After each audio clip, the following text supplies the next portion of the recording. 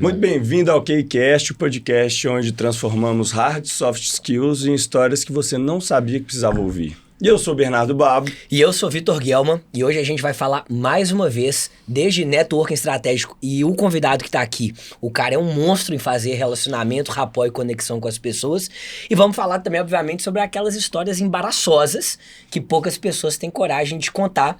E hoje a gente vai entrar no mundo do mercado financeiro, carreira executiva também, mas a visão dos bankers. Como é que é essa jornada? E chegou a hora de você levar o seu Key com a gente no KeyCast, mas obviamente antes da gente começar o episódio, a gente sempre tem os nossos agradecimentos especiais, reforçando os nossos patrocinadores. Que mais uma vez estão com a gente. Hoje eu não vou tirar o casaco, estou um pouco gripado. Você quer que mude o ar-condicionado? Você tá Não, tranquilo? tá bom. Mas Minimal Club... Você não me passa esse negócio, não. Não vou passar, fica tranquilo. Favor. Minimal Club está sempre conosco. Hoje eu não vou falar o nome dos sócios da Minimal. Eu já falo assim, eu tô esperando eles aqui, eu etc. espero eles não estão dando sinal de vida. E corre lá no site, KeyCast15 é o nosso cupom, tudo maiúsculo. E, obviamente, Desinchar e Super Nutrition, que já estão conosco aí desde o segundo episódio, fortalecendo aí, inclusive... Tô tomando todas as bombas positivas da Super Nutrition para ver se eu melhoro essa gripe, as vitaminas todas. Mas tem creatina, gummy, caramelo, que é incrível. Babo, deixa eu te falar um negócio. Pega esse. Não, deixa eu te falar um negócio. Talvez Isso eu precise. aqui, eu tô tão viciado com esse negócio que acho que todo dia agora eu tomo hiperdosagem de creatina. Explica por causa pro desse pai, negócio aqui. ele não... Pai, isso aqui, o Lohan e o Dudu são grandes amigos nossos, são os fundadores da Desinchar. E eles fizeram isso aqui, que é uma creatina monohidratada, que é um dadinho de caramelo de creatina. Sabe aquela balinha em baré? Sim. Que a gente comia Não, na isso é infância? loucura. É isso. Isso é loucura. Só que cada bala acho que tem 3 gramas de creatina. Aí que eu faço? Come 10, fica com Acaba 30 o gramas de almoço, creatina. dá vontade de comer um docinho, você pega um cafezinho E uma a balinha. creatina.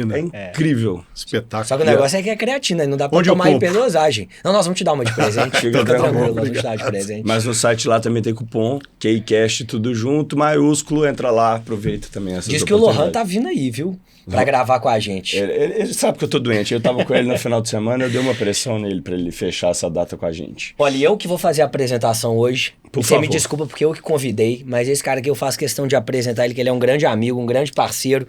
Como eu falei, como uma referência pra mim profissionalmente, foi um dos caras que eu mais admirei profissionalmente na minha jornada como funcionário de grandes empresas.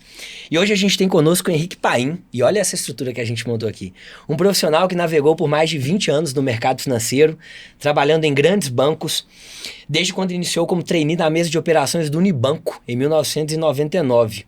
Henrique também foi CFO da Direcional Engenharia e atualmente atua como membro de conselhos de administração e comitês de governança de grupos empresariais brasileiros.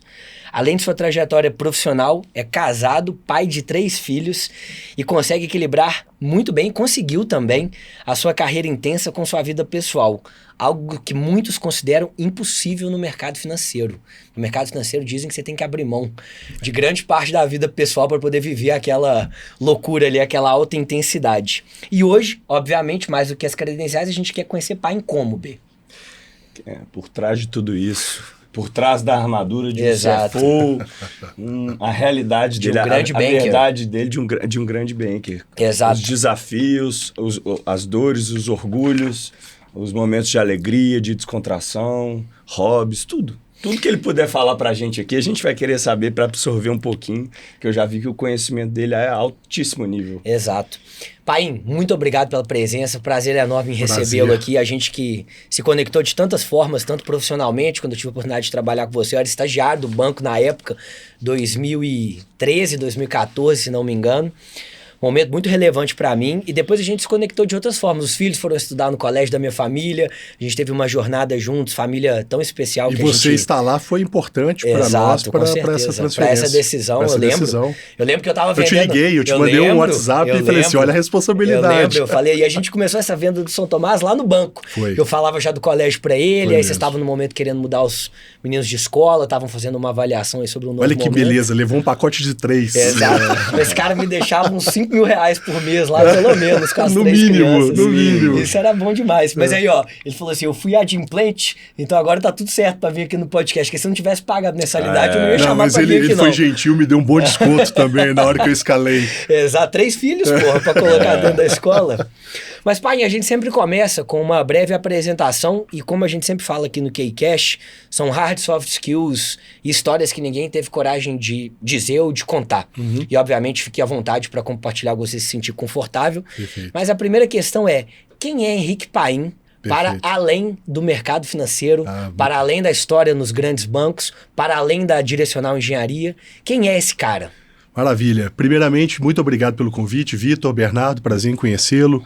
É muito bom estar aqui com vocês no Kcast, estar podendo ajudá-los e poder turbinar aí o Kcast, a audiência do Kcast. Eu acho que tem muita bondade e gentileza nas palavras do Vitor. Não é tudo isso, não. Ele só está vendo aqui os posts do LinkedIn, né? Mas tem muita história que talvez não seja tão bonita para contar. Essa vida equilibrada, eu acho que ela não é verdade, tão verdade quanto a gente gostaria. O mercado financeiro é um mercado intenso, e boa parte da minha experiência, da minha jornada profissional, esse equilíbrio não aconteceu do jeito que a gente gostaria. Aconteceu a trancos e barrancos, a gente sendo meio que forçado para conseguir entregar o lado familiar. Mas voltando aqui para quem é Henrique Paim, além desse currículo mais bonito, eu tenho 50 anos, vou completar 51 essa semana. No dia, eu brinco que eu completo 51 anos no dia mais interessante do ano, que é o dia 2 de maio. Esse é o dia mais doido do ano. Esse é o aniversário, a data de aniversário que ninguém pode esquecer, porque fica tão enraizado na sua cabeça 2 de maio, que todos os amigos têm que lembrar do dia de aniversário. Então, sexta-feira eu estou comemorando 51 anos, uma boa ideia. Maravilha. Para muito bem vividos aí. Quase 30 anos de carreira profissional. Sou casado há 16 anos e sou pai de 3 filhos. Eu tenho os gêmeos, que é o Felipe e a Laura, e tenho a Júlia, que tem 9 anos, que são minha razão de existir e que foram muito bem cuidados lá no São Tomás de Aquino, na época da gestão do Vitor, que a gente teve uma experiência muito positiva lá com eles. Que legal. A gente fica super feliz com esses elogios, com essas referências, né? Isso aqui é bom demais. Eu gostava tanto do Vitor, pena que ele não está em nenhuma rede escolar nova, não tô mais. Porque eu tirei, depois que o Vitor saiu, eu saí junto com ele. Mas, meu pai, eu vou fazer um comentário aqui, que agora eu já posso falar, porque meu NDA já está mais tranquilo agora, depois do M&A. Mas, cara, o setor escolar, assim, é um que eu acho que escola básica eu não voltaria. É mesmo? Não voltaria. Por quê, Vitor? Financeiramente é um business muito bom, de receita recorrente, você tem uma previsibilidade de receita muito relevante, você tem um tempo de cliente, um ciclo de cliente muito alongado. Mas, pai, hoje eu tenho uma questão muito relevante, que é a responsabilidade que algumas famílias jogam para dentro da escola de educação dos filhos. E minha tia-avó falava, a fundadora da escola, que escola é um lugar para ensinar, não para educar, porque a educação inicialmente ela vem de casa. Perfeito. A escola ensina, mas a família educa. A família educa primeiro. Tem coisa que não é terceirizada. Exato, né? A família educa primeiro. Só que hoje existe uma transferência de responsabilidade muito grande, onde as famílias jogam para dentro da escola a responsabilidade também da educação. E a escola virou quase que um ponto de refúgio. Vou jogar meu filho lá e tá tudo certo, a escola resolve. Quanto mais tempo ele puder ficar aí, melhor. Então, se ele puder entrar às 7 da manhã e sair 7 da noite, ótimo, resolve, porque eu não tenho responsabilidade dentro de casa. Então, se ainda der, faz o dever com ele, faz toda a estrutura. E algumas famílias desgastam muito, sabe? São muito cansativas. Tem umas famílias que são espetaculares, e não é a sua, porque você tá aqui não, mas era uma família muito parceira, de muita conexão, que entendia o momento da escola, fazia um trabalho muito casado, mas eu sentia assim, às vezes a família puxando a corda para um lado e a escola querendo puxar a corda para o outro, sabe? E muito aluno com falta de limite, falta de responsabilidade. Falta de educação. Falta de educação, exatamente, que acho que é o ponto mais básico. Isso vem de casa, isso não tem vem jeito, não dá pra terceirizar. Vem de casa. E é o que minha tia-avó falava, como eu falei, né? A escola ensina, mas a família educa. Em primeiro lugar, é a família que educa. E se você tem pontos antagônicos entre escola puxando para um lado e família para o outro, é muito difícil segurar essa corda, sabe? Essa corda fica muito... A gente já sabe quem vai perder. Exato. E, pai, deixa eu te fazer uma pergunta olhando para essa história do início, antes da gente entrar aqui nas questões mais de desafios entre pessoal e profissional, que a gente quer muito entender como conciliar o bastidor da vida pessoal com o profissional no mercado financeiro, que é hoje talvez o mercado em que as pessoas falam, o mercado mais intenso que tem, mas obviamente é risco e retorno, também tem bons retornos, especialmente financeiros. Mas por que da decisão de ir para o mercado financeiro? O que te levou a entrar lá no Unibanco. Foi Unibanco, né? Você Unibanco, começou lá atrás, 1999. Na verdade, eu tenho uma experiência antes do Unibanco, que essa eu até não conto, porque ela é tão antiga que eu fico até com um pouco de vergonha. Mas em 92 eu entrei como escriturário do Bamerindos. Bamerindos. Você lembra? Bamerindos, depois virou O HSBC. tempo passa, o tempo voa e a poupança Bamerindos continua numa boa. Era o jingle da poupança Bamerindos. O Bamerindos virou HSBC? Virou depois? HSBC, foi vendida a massa... foi um problema, Sim, né? falida. A massa falida, depois foi vendida. Sim. E foi uma história não muito bonita ali do sistema financeiro brasileiro. Mas de 92, quando eu entrei para o UFMG, economia, sou formado em economia pela UFMG. Quando eu entrei na economia da UFMG, eu entrei concomitantemente no Bamerindos. E, não pode bater na mesa, desculpa, Bernardo. O Bernardo já me deu uma olhada, eu já batendo na mesa aqui, eu falei que eu não bateria, que eu trataria a mesa com carinho. O cara vai se soltando no podcast, mas começa, aí... Bum, mas a olhada não foi para dar recado de nada. Vou bater na mesa, deixa a Grenda reclamar comigo ali. O Bernardo já deu aquela olhada. Deixa a Grenda reclamar comigo ali. Desculpa, eu olhei só assim, nossa, vai começar agora, né? Pode ir. Mas e aí, continua.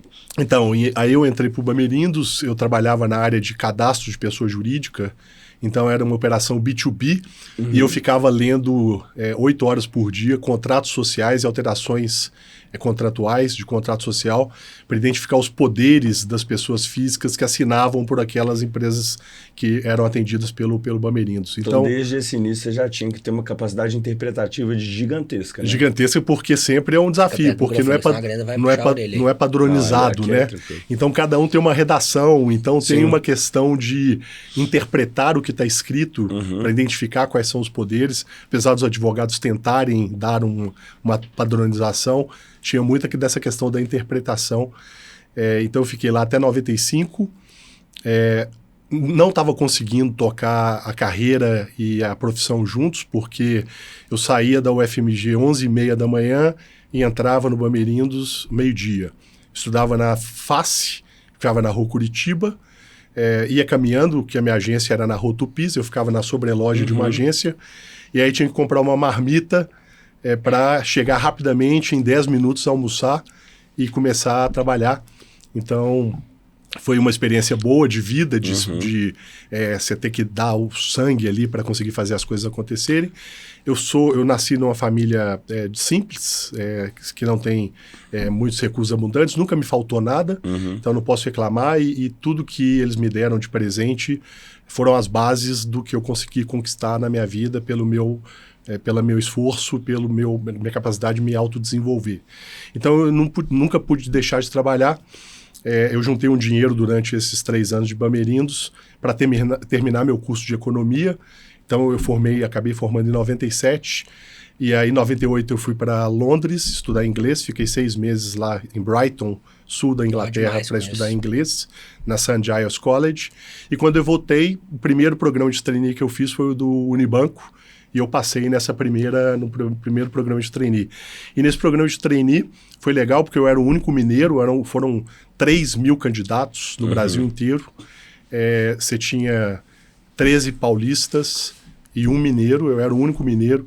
Então o Jacu estava lá no meio da paulistada fazendo as coisas acontecerem. Então tem várias histórias muito interessantes que eu posso contar para vocês, mas numa entrevista do programa de trainee, quando eu fui para São Paulo, uma das primeiras vezes que eu estava indo para São Paulo, e meu pai pediu para o meu pai dar o nó na gravata, porque naquela época a gente ainda usava intensivamente gravata, paletó, terno.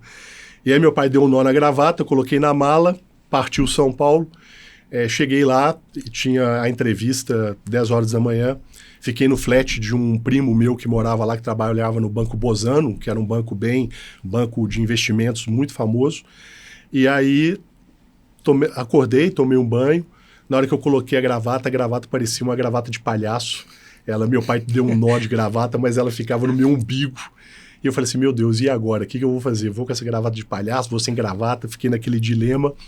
Eu falei assim, pronto, vou de gravata, fecho o paletó, não abro esse paletó e não tiro esse paletó por nada. 40 graus se estiver fazendo, por nada nesse mundo. E fato é que estava quente, as pessoas tirando o paletó e eu lá resistentemente com o paletó. Os entrevistadores deveriam achar que eu era chique, né, que não abri o paletó para nada. e consegui de forma resistente segurar meu paletó. Às vezes, quando eu precisava ficar de pé para fazer uma apresentação, eu curvava um pouquinho, porque aí se eu curvasse um pouco, ficasse um pouco corcunda, minha gravata ficava em cima do cinto, descia um pouco mais. E eu tinha tranquilidade de manter ali a compostura para passar no programa de trainee. Sensacional. Foi uma experiência fora de série. E qual que foi a sua jornada, só para a gente poder entender, e eu quero depois fazer uma pergunta específica sobre o que você acha que te levou a essa ascensão relevante dentro do próprio Unibanco, depois que virou Itaú Unibanco, etc. Porque, bom, você tem uma jornada muito significativa, depois foi banker de segmentos bastante relevantes dentro até do Itaú BBA, que é a parte mais premium, vamos dizer assim, do segmento PJ do Itaú Unibanco. Mas como é que foi essa jornada sua? Trainee, aí você entrou lá no Unibanco, começou a jornada. O que foi acontecendo para você chegar até onde você chegou no final da sua jornada depois no BBA? Até na pergunta passada você perguntou o que me levou a querer um mercado financeiro e acabei não te respondendo. Fiquei entusiasmado aqui com as histórias. É bom que ele me ajuda a voltar na própria pergunta também. Mas eu tinha 2 primos que eram filhos de um empresário, de um executivo de muito sucesso, que é o Dr. Luiz Aníbal Lima Fernandes, que foi presidente da Cesita, foi presidente do BDMG, foi presidente mesmo depois que a Cesita se uniu lá fora com a Arbed, uma empresa multinacional. Então ele teve uma posição muito destacada. E ele tinha 2 filhos, que eram os meus primos, que trabalharam no mercado financeiro. Um deles no Bozano, que é esse banco de investimento, e o outro no BBA, antes do Itaú BBA, que era um banco de atacado puro de pessoa jurídica. E esses meus primos tinham um negócio que o Dr. Luiz Aníbal gostava muito de falar, que é o physique do rôle. O physique do rôle é quando o cara tem bons modos, quando o cara chega numa reunião e ele consegue mostrar que ele tem um poder, que ele... Eram primos que eu tinha uma grande admiração, tinha um português correto, tinha uma postura que eu tinha uma grande admiração. E aí eu vim de uma origem muito simples, eu tinha poucas referências com o physique do rolo.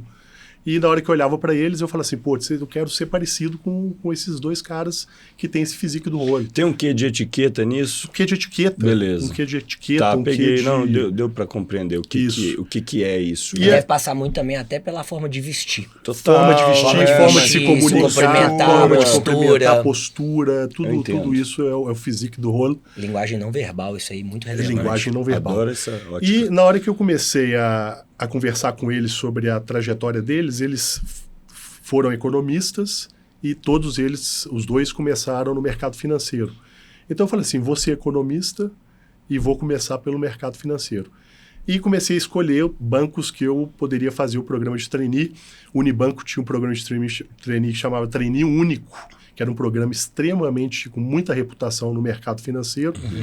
As pessoas disputavam a tapa uma vaga no programa de trainee único. Você passava 8 meses conhecendo todo o banco de atacado, banco de varejo, todas as operações, aonde vem o P&L do banco, você conhecia profundamente essa estrutura. E depois você era alocado numa área que você tinha um perfil para trabalhar. Eu acabei sendo alocado na mesa de operações, que era o coração, a tesouraria do banco, o coração de gestão, de onde fazia passivos, ativos, derivativos. Então, eu comecei minha carreira nessa área pujante do mercado financeiro, cheio de telefones. Você estava com o telefone do lado direito com um trader, negociando taxa muito louco. Legal demais. A taxa, é o muito DI, louco. E aí na esquerda passando preço para a Cesita, por exemplo, para alguma grande empresa. Nossa, em relação à operação de passivo, de ativo que você ia estar fazendo com ela. Então, você estava o tempo todo ali ligado, monitor da Bloomberg espalhado pelo andar inteiro. E foi uma experiência fora de série. Fiquei 3 anos lá como depois de trainee, eu fui operador de mesa. Então, eu fiquei 8 meses como trainee e depois como operador da mesa de operações. Legal. Nessa experiência no Unibanco. Foi muito rico. Lá em São Paulo. E depois, aí só brevemente, como é que foi a sua jornada? Então, a sua ascensão profissional? E aí foi o seguinte, a gente começou aqui, né, antes da abertura, o Bernardo comentou sobre relacionamento, né? Como que ele percebeu desde novo o poder do relacionamento. Eu acho que eu também tive um pouco dessa visão, Bernardo. Assim, desde novo, eu percebi como que o relacionamento faz diferença nas nossas vidas, né? Manter um bom relacionamento, um networking vivo, que você procura as pessoas não só quando você precisa delas, que você está procurando para saber como que elas estão, se você pode ajudar de alguma forma, né? Então, essa foi uma grande marca minha, quer dizer, ser gentil com as pessoas, tá aberto para escutar, tá aberto para encontrar, tá aberto para falar, independentemente se eu precisava ou não daquelas pessoas. Daquela pessoa. E dentro dessa linha do relacionamento, fui construindo relacionamento com os clientes, principalmente com as tesourarias dos grandes clientes de Minas, quando o Lloyds Bank, que é um banco inglês grande, estava abrindo a operação dele em Belo Horizonte, mais uma área de private bank, que é tocando conta de pessoas físicas engenheiradas. E eu fui convidado pela superintendente do Lloyds Bank aqui de BH para compor o time do Lloyds Bank. E você fala, pô, banco multinacional, inglês, grande, que espetáculo, né? Só que essa jornada foi rápida, ela durou 6 meses apenas. Por quê? Tanto que nem está no meu currículo, porque o Lloyds vendeu suas operações de private e de asset para o Itaú. Isso aí. Então, minha jornada grande é no Itaú, no conglomerado Itaú Unibanco, porque eu já fui comprado 2 vezes. Quando eu era do Lloyds, eu fui comprado pelo Itaú, e aí passei por todo um processo de seleção de novo, porque tinha overlapping de atendimento, então passei por todo o processo. Tinha que fazer uma nova definição. Tinha que fazer uma nova definição de estrutura, e eu fiquei no banco, no private, fiquei durante 4 anos, e depois eu fui comprado pelo Unibanco, eu estava no Unibanco, e aí veio a entrada da fusão Itaú Unibanco, aí foi a segunda vez que eu fui comprado pelo Itaú. Tem uma pergunta, assim, a gente já escutou, eu já escutei vários nomes de bancos que o Lloyds eu já tinha ouvido falar, mas o Bozano talvez não. É porque você é muito jovem. Eu tenho 32 anos, né? Mas eu gosto de Bozano é mais antigo. Imagino. Tem alguma coisa a ver com a espuma de barbear Bozano? Não, né? Não. Coincidência. Do que eu saiba, não. Não, a pergunta que eu queria fazer há mais tempo, né? Pegando aí essa década de 80, 90, início talvez dos anos 2000, você sente que existia mais abertura para bancos do exterior no Brasil do que hoje? Acho que tinha mais apetite de risco. Pode ser, né? Eu acho que o apetite de risco... Tem vários bancos multinacionais que fecharam a sua operação no Brasil. O Bank Boston. O Bank Boston vendeu a operação. O Citi, em algum momento, vendeu a rede de varejo para o Itaú. Então, não tem mais o negócio B2C ali na agência bancária. Tem vários bancos grandes, o HSBC tinha estrutura de agência bancária na rua, vendeu, hoje só tem uma operação de large corporate para atender emissões de bonds, né? Lá fora, é um negócio muito pontual. Então, vários bancos, como o Lloyds Bank, por exemplo, que continua existindo em Londres, lá em UK, é um grande banco de atacado, de varejo, mas que deixaram de ter operação no Brasil. Eu reputo isso a uma insegurança latente, né? O Brasil, no longo prazo, ele é volátil. Então, e aí a questão cambial, a partir do momento que você tem uma consolidação de balanço lá fora em moeda forte, né? Em dólares, por exemplo, por hipótese. Na hora que você estiver fazendo a consolidação da sua operação no Brasil lá fora, como aqui no Brasil em reais nós estamos pobres em comparação com o resto do mundo, é sofrido, né? Você coloca capital... Você coloca muito capital para ter um banco grande para você operar um banco, e na hora que você consolida, eventualmente, o tamanho do resultado que advém do Brasil é um resultado pequeno perto da complexidade de operar um bancão aqui no Brasil. Sim. Tem exceções, como o Santander, que fez uma compra grande de bancos. Banco Espanhol, e que eu acho que por muito tempo demorou a encaixar uma marcha forte ali para avançar. Na hora que começou a colocar a gestão brasileira para fazer as coisas acontecerem, agora o banco está de igual para igual com os grandões nacionais. Legal. E eu tenho uma pergunta, Paim, agora para entender dessa sua jornada da transição do mercado financeiro direto a CFO de uma grande multinacional, de uma grande empresa. E você falou muito sobre a questão do relacionamento, e aí eu vou contar um bastidor do banco, quando eu trabalhava, porque o Paim trabalhava na mesa, assim, na frente da minha, assim, eu era estagiário, e ele trabalhava na mesa da frente. E eu lembro que... diga-se de passagem, os melhores estagiários que o banco teve lá, tá? Te servia muito café? Não tem nada disso, a gente trabalhava entre iguais lá, e era um estagiário destacado. Ele tomou a decisão de sair do banco. Porque eu tinha um sonho de morar fora, eu queria muito morar fora, e resolvi, então, sair do banco com muita dor no coração, porque eu queria muito ser o trainee do banco. Teria uma uma carreira Exato, brilhante. gostava muito. Teria E uma eu carreira me brilhante. inspirava, não é porque o Paim tá aqui não, mas eu me inspirava muito nele, porque eu sempre gostei muito desse lado comercial. Paim depois era banker no banco, na última jornada dele lá, trabalhava com grandes empresas, com uma carteira bastante relevante, e um desses clientes era a Direcional. Sim. Eu lembro do Paim conversando com o Ricardo Valadares, Isso. e era um dos seus clientes mais importantes, que você Sim. tinha muito relacionamento Muito com ele, relacionamento. inclusive.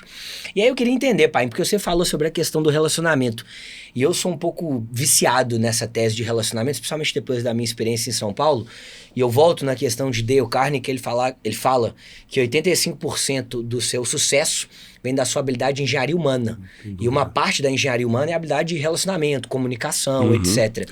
E ele fala que só 15% é o lado técnico, é o lado hard. Exato. E como é que foi pra você essa questão do relacionamento? E foi isso que te fez migrar do Itaú BBA pra Direcional? Foi isso que fez minha carreira ser Acontecer. do jeito... Acontecer. Foi isso. Né? Definitivamente eu não sou o melhor planilheiro, eu não sou o melhor cara do Excel. Tecnicamente eu não ali, sou né? o cara, sabe? O analista de crédito. Do analista do detalhe, dos mínimos detalhes, de entrar ali na profundidade do balanço. Não sou esse cara. Sou o cara do relacionamento. Você é bom de improviso? Sou relativamente bom. Assim, eu identifico relativamente bem de improviso.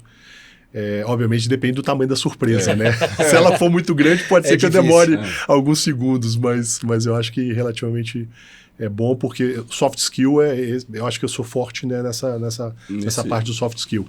E eu tenho zero dúvida de que, quando eu fui convidado para sentar na primeira cadeira de finanças da Direcional, eu não era o candidato mais óbvio, porque eu não tinha uma experiência prévia.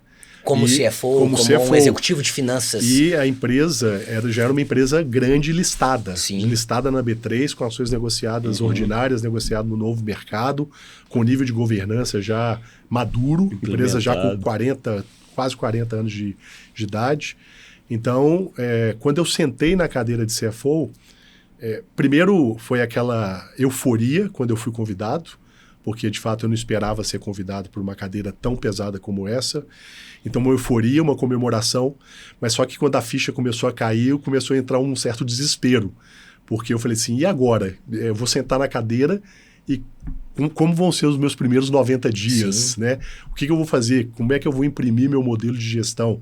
E quando eu cheguei, já tinha todo um pano de fundo instalado, quer dizer, uma empresa familiar que tinham pessoas sentadas de muita confiança, sentadas lá há décadas, que eram da geração do fundador, e que eram pessoas muito poderosas e que estavam entregando muito valor para o negócio.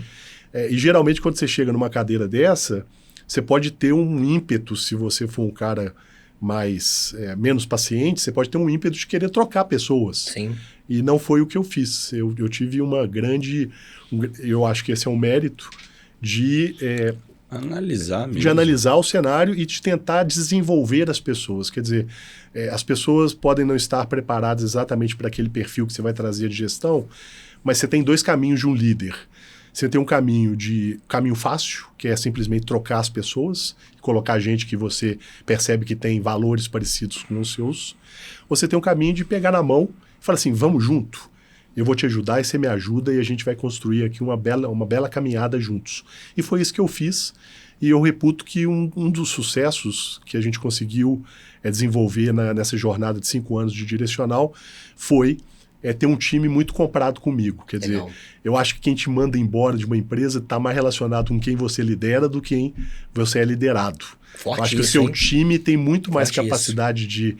se as coisas não estiverem funcionando bem, se o reconhecimento não estiver encaixando, se as pessoas não estiverem engajadas e percebendo a sua força na sua liderança, você tem uma chance de ser trocado pelo seu time. E muito pelo contrário, quando terminaram os 5 anos, tive uma conversa muito boa com o Dr. Ricardo, com o Ricardinho, que eu tenho uma gratidão enorme por eles, pela confiança que eles depositaram em mim.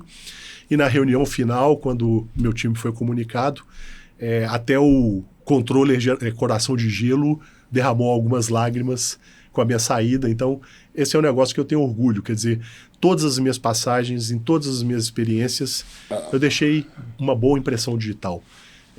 As pessoas têm uma boa lembrança de quem foi o Henrique Paim, um cara parceiro, um cara colaborativo, um cara que não é um puxador de tapete, que não é competição a qualquer custo, construção de longo prazo, que está ali para realmente colaborar para o sucesso do todo, e não para o sucesso único e exclusivamente meu.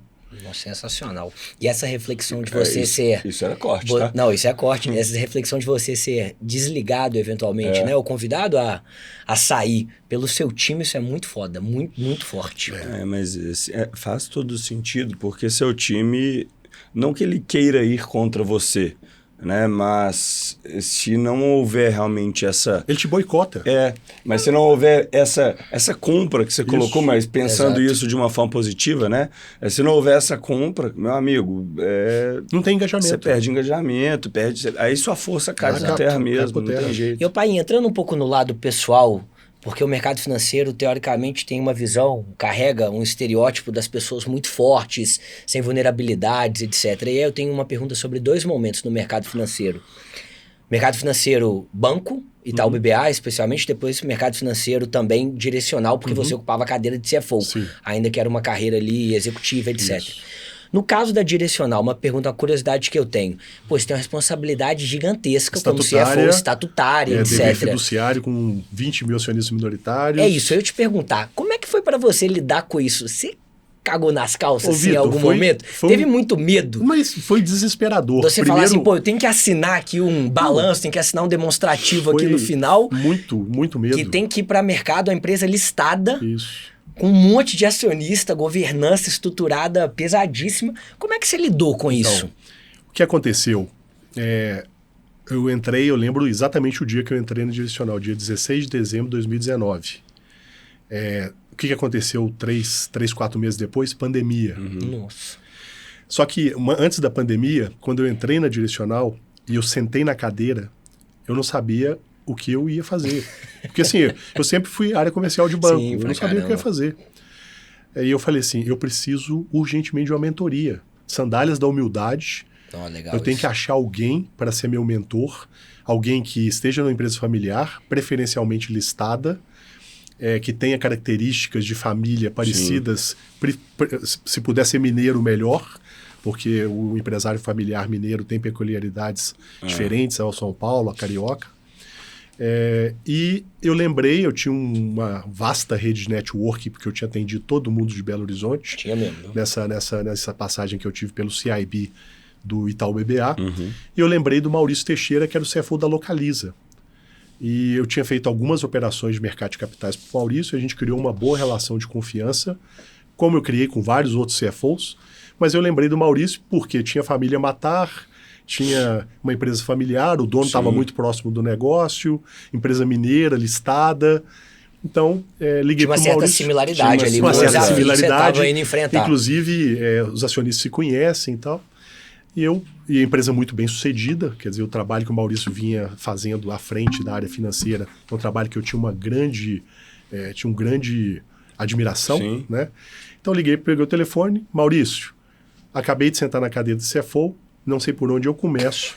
Eu preciso de um mentor urgentemente e eu lembrei de você. O que você topa? Ele falou, faz o seguinte, topo, já coloca na agenda do próximo ano, de 15 em 15 dias, nós vamos conversar 1 hora e aí nós vamos fazer o seguinte, durante esses 15 dias você vai anotar todos os pontos que estão te trazendo algum desconforto, ritos que você tem aí. Quase uma terapia, né? Uma terapia corporativa. Perfis de liderados, perfis de líderes. Tudo que está gerando algum tipo de estresse, traz para a nossa mentoria. Eu vou aprender pra caramba também, porque provavelmente você vai sentir coisas que eu já senti ao longo da minha carreira. E nós vamos fazer essa dobradinha ao longo desses próximos 12 meses. E assim a gente fez de forma bem disciplinada, 12 meses de 15 em 15 dias. Eu encontrei com o Maurício e a gente bateu um papo. E aí, quando chegou a pandemia, as coisas já estavam um pouco mais consolidadas na minha cabeça, quer dizer, aquele nível hard de desespero já tinha reduzido, né? Já estava um pouco mais sob controle. Eu já tinha começado a colocar alguns ritos diferentes dos ritos que aconteciam anteriormente, antes da minha gestão. Eu tomei a decisão de não chegar chutando a porta, de fazer as coisas de forma inteligente, não de fazer coisas impetuosas, então de deixar minha inteligência emocional sobressair e devagar a gente ir construindo uma trajetória. E fato é que eu dei muita sorte, e eu sou um cara sortudo por essência. A sorte sempre me acompanhou na minha vida inteira. E o Dr. Ricardo, que é o dono, fundador, sempre fala que na vida 60% é sorte, 40% é competência. Então, eu sempre usei muito dos meus 60% e acabei dando sorte de encontrar e ter do meu lado pessoas que me ajudaram muito, como o caso do Maurício. Tenho uma gratidão enorme, virei amigo dele.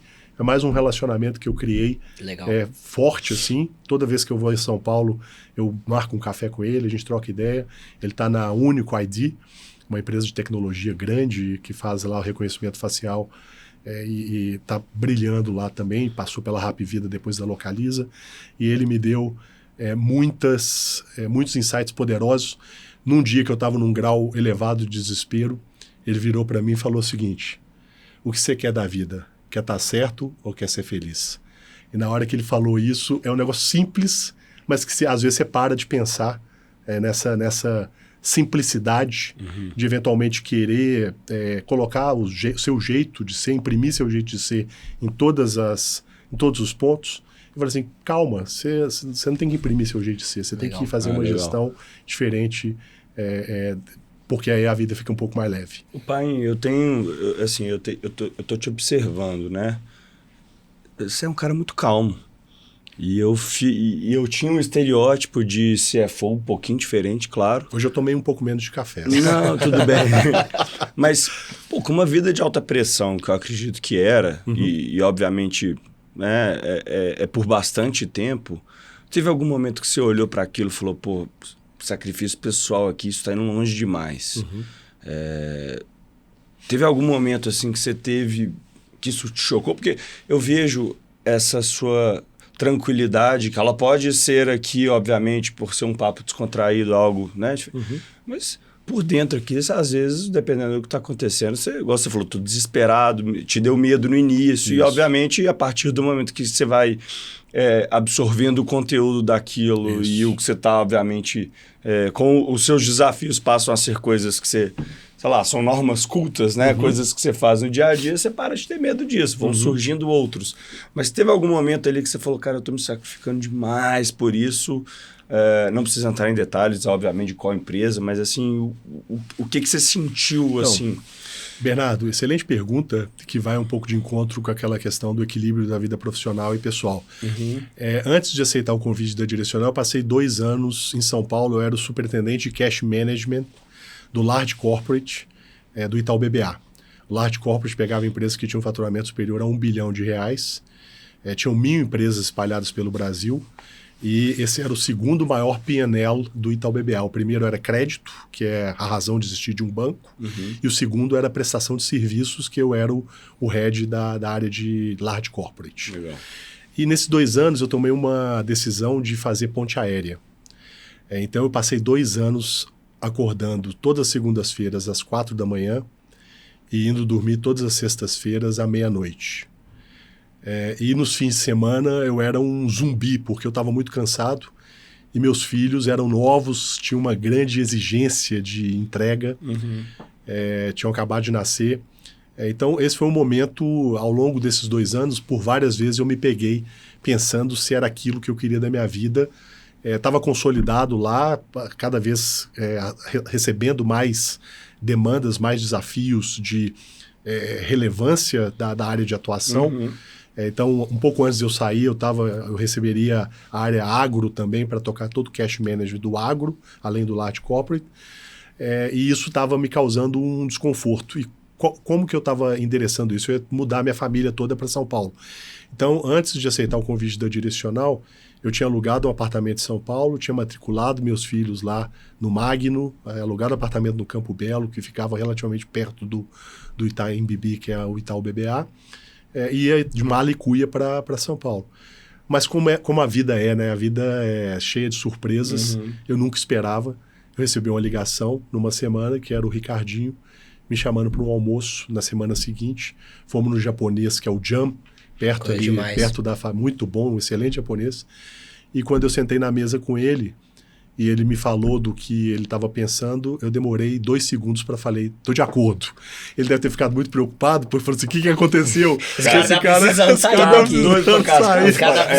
cascar fora. Mas e aí ele ficou tentando me explicar, peraí, deixa eu te falar quanto você vai ganhar, deixa eu te falar como é que é o programa de ações aqui, de stock options, deixa eu te contar a encrenca que você vai encarar lá. Eu falei assim, não, agora não tá na hora de encrenca, agora eu vou comemorar. Foi muito pela questão de voltar para casa, de poder voltar para Belo Horizonte? Não, tempo de qualidade, né? É uma questão que é muito minha, eu sou muito inquieto do ponto de vista de novos ambição desafios. intelectual. Uhum. Assim, eu não passo.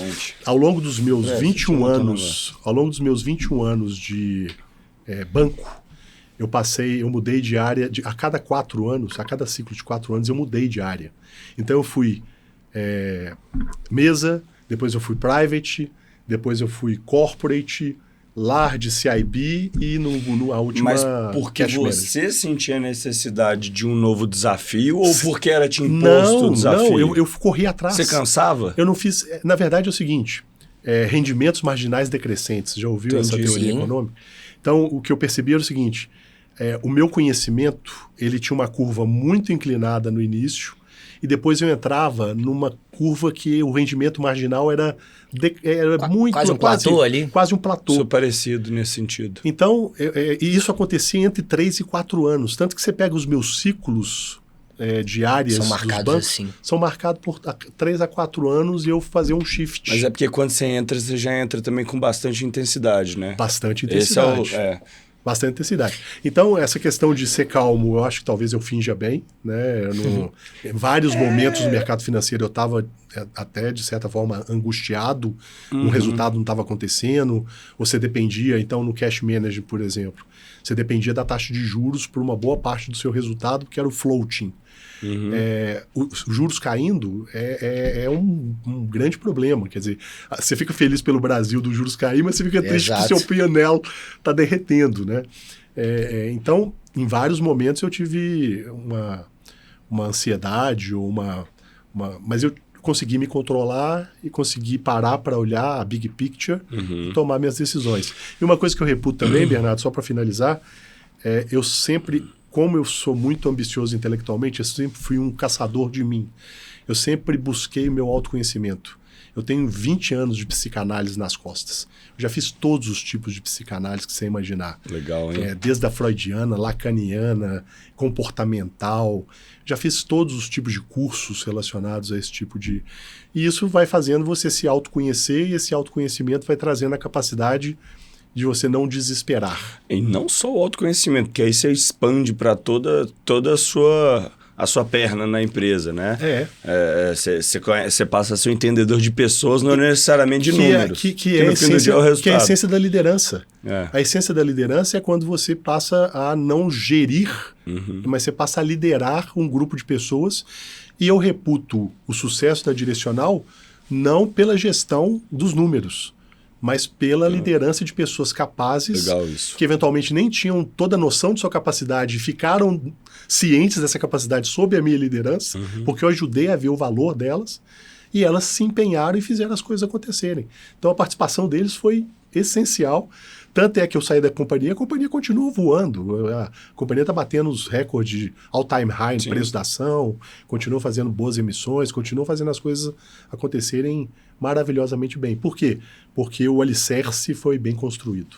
Ô pai, uma pergunta. E a questão relacionamento e filhos nesse período de São Paulo? Você falou muito sobre a questão, eu me peguei várias vezes me questionando sobre isso, etc. Qual que foi o papel também da família nesse processo, enquanto você viveu essa transição, essa ausência, vamos dizer assim, física e pessoal ali do dia a dia com as crianças? O quanto isso também te atrapalhava, te incomodava, te angustiava? Tem algum caso, assim, marcante desse momento que você fala assim, nossa, nesse dia aconteceu isso aqui, eu falei, cara, isso aqui realmente não é pra mim, entendeu? Eu não tô bem com esse momento. Ô Vitor, eu diria o seguinte, a família foi muito paciente, porque aos trancos e barrancos a gente ficou durante quase 2 anos... Distantes, de alguma forma. Porque, mais uma vez, e aí o que eu percebi também é quando você trabalha no lugar que não é sua casa, sua residência, você trabalha muito mais. Por quê? Porque eu morava num flat pequeno, muito perto do trabalho, na Vila Olímpia, que não era um lugar que você morria de prazer de Você ficar. não sentia que ele era sua casa. Não é sua casa, é um flat alugado que não tinha sua cara, não era decorado com o seu perfil, Exato. não era... Então você estava ali para dormir, tomar banho e guardar suas roupas, basicamente. E aí eu trabalhava 12, 13 horas por dia e eu acho que o momento divisor mais uma vez, eu estava pronto para levar minha família. Sim. Momento divisor de águas é quando você começava a ver seus filhos crescendo, eles atingindo alguns milestones importantes da vida deles, do crescimento deles, e eu não estar participando daquilo. Então, na hora que eu começava a ver o teatrinho... Você não conseguia estar presente. Eu não estava presente. Um dente que cai. E aí, no fim de semana, eu ia ver a Alessandra, minha mulher, trazia o vídeo. Ela foi uma grande parceira, continua sendo nessa jornada. E teve muita paciência, porque realmente no fim de semana eu estava exausto, porque tinha sido muito intensa a semana. Então, ela precisou ter muita paciência para me aguentar durante esse período. E aí, como eu ia finalizar isso, era mudando a minha família toda para São Paulo. Falei assim, São Paulo para criança é um ambiente que vai desenvolver bastante, tem boas escolas, é um ambiente que profissionalmente é muito legal. São Paulo, se você tiver dinheiro, é uma cidade boa pra caramba para morar. E eu estava pronto para mudar de Malicuia. E aí o universo virou e falou assim, não, você não vai mudar para São Paulo. Outro caminho. Cancela o seu contrato de aluguel, mesmo que custe alguma coisa aí, paga a multa da escola e vem para cá e vem para Belo Horizonte. E aí as coisas conjuminaram para eu ter um desafio, ser C-level, tocar uma área financeira de uma empresa super bem estruturada, conservadora, que eu tenho uma gratidão enorme pelos sócios, e que os 5 anos foram espetaculares. Na hora que você abre o site de RI e você vê crescimento, você vê lucro, você vê ROI, você vê quantidade de acionistas, você vê cobertura do sell side, para todo lado que você olha, você vê o rating, AAA, tudo, para todo lado que você olha, a companhia... Tá bem E estruturada. eu participei daquilo. Você fala assim, você tem um grande líder lá, que é o Ricardinho, que é um cara fora da curva, muito capaz. E aí você tem todo um time que ajudou, então eu participei disso. E eu diria, talvez, que eu atrapalhei pouco. Porque um líder tem uma grande capacidade de atrapalhar. Sim, principalmente total. um financeiro, se ele quiser segurar o crescimento, se ele não quiser deixar as coisas acontecerem, ele tem uma grande capacidade de fazer as coisas não acontecerem. Então eu não fui esse cara. Eu fui um cara que deixei as coisas acontecerem. É interessante, porque a gente está vendo aqui no KCast, a gente não pode colocar isso como uma unanimidade, mas, em sua grande maioria, as pessoas colocam a prioridade dos filhos e da família como uma tomada de decisão para voltar a casa. Né? Um regresso de alguma forma. Não necessariamente um regresso, mas às vezes uma estopada nesse sentido. E obviamente você poderia ter não aceitado se tornar o CFO da Direcional, ter seguido o seu plano. Poderia. Beleza. Poderia. E assim... É estereotipado isso também, mas o mercado financeiro, ele atrai as pessoas pelo dinheiro e expulsa elas pelo estilo de vida. Bom. Então, assim, dá pra ver que talvez seja um momento em que alguma coisa sua emocional, você já entendi que você é terapeutizado, né? Fez psicanálise a vida toda, tem um autoconhecimento interessante, mas você teve que buscar essa balança na sua experiência. Sim. Então, você acha que essa balança, ela realmente foi por conta da família ou pela relação e oportunidade que você tinha, pela ambição de mais uma vez estar ali com um desafio que agora era ser um C-level, entendeu? A família, é difícil essa pergunta, talvez. O ponto é o seguinte, Bernardo, a família estaria comigo em qualquer uma das circunstâncias. Total. Perfeito. Então, tanto que eu estava pronto para me mudar para São Paulo. Então, estava tudo pronto, quer dizer... E mais uma vez, se o Ricardinho tivesse demorado 1, 2 meses... virava um negócio irreversível, né? Porque já estava todo mundo de Malicuia e eu também não vou tratar minha família lá, vai para cá, vai para lá. Pisa aqui, fica um mês na escola e volta. E para as crianças. Escola de criança é um negócio que você tem que ver 6 meses antes, você tem que planejar. Não tem qualquer, ainda mais em São Paulo, que tem uma demanda enorme. Sim, total. Você tem fila de espera, então você tem que colocar na fila de espera, mesmo pagando R$6.000 a mensalidade, é um negócio que não é chegou lá, pagou e está matriculado, tchau, não. Então, uma decisão que eu tinha tomado é que a minha família estaria comigo. Então, essa era essa decisão. Quando apareceu a oportunidade da Direcional, eu tinha um pouco antes de fazer essa jornada lá que eu cavuquei, né, que eu fui atrás, lá como superintendente cash do Itaú BBA, lá em São Paulo, eu estava, como officer comercial que o Vitor comentou, eu estava sentindo muita falta de desenvolver meus skills de liderança. Porque como officer comercial, você é um grande orquestrador das áreas de apoio para te darem atenção, porque os recursos são escassos e as áreas de apoio têm pessoas não é a quantidade ilimitada de pessoas. Então elas têm que escolher os projetos que elas vão trabalhar.